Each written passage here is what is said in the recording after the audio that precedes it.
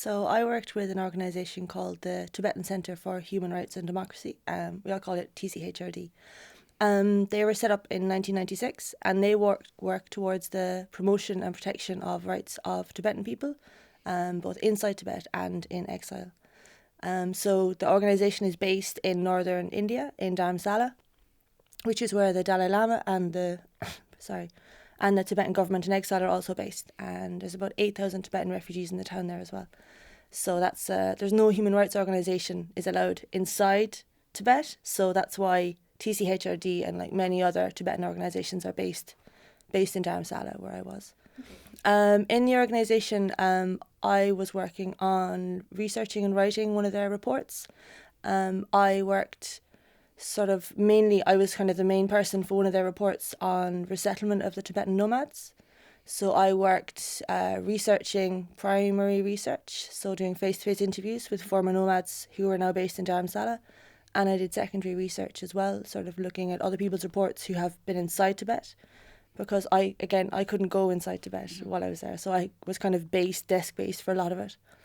I also worked alongside the Tibetan government in exile, the environment and development desk of them. So I worked with them, gathering all sorts of research together, putting it together kind of in a forum, and I looked at the guidelines on resettlement, international guidelines, and I kind of tried to critique how the Chinese have carried out the guidelines towards the way it should be done. Okay. And I kind of put that together in an argument, so to sort of push for the resettlements to be done in that way.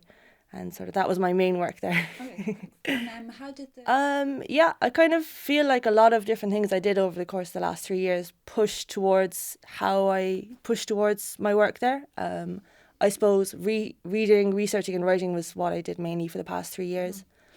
I suppose a lot of what my other colleagues were doing was working on development projects that were sort of specifically for people and kind of working like in a good way for them, whereas my work was looking at projects that had been implemented by governments that weren't working for the people they were meant for. So I was kind of like looking at it from a different angle, even though it was the same subject matter. Placement. They've not changed. They've become much more defined since the placement. I always knew I wanted to work in the area of human rights. I wasn't sure how or where I was going to fit in, and I suppose during the placement I kind of started looking more at like guidelines and policies and all those sort of documents that I would have been really scared of before. And once you actually sit down and read them, they're grand, but I kind of want to learn how to use them more, like use the international infrastructure more on human rights. So I'm kind of pushed towards doing a master's in human rights now, which is great. Okay. I'd say go over there with an open mind and know that your insights are probably going to be quite helpful towards them. And I think definitely you get out of placement what you give in. So kind of give it your all, and even if you get a bit of a setback or just kind of use it and build on top of that, and it will be good. And whether you decide you never want to leave Ireland again, like or that you love it, you'll always look back, and it's always great kind of when you look back, and you won't be sad. Whatever you put into it, like you'd be glad you said yes to whatever you were asked at the time. So yeah, I suppose just give it your all, really.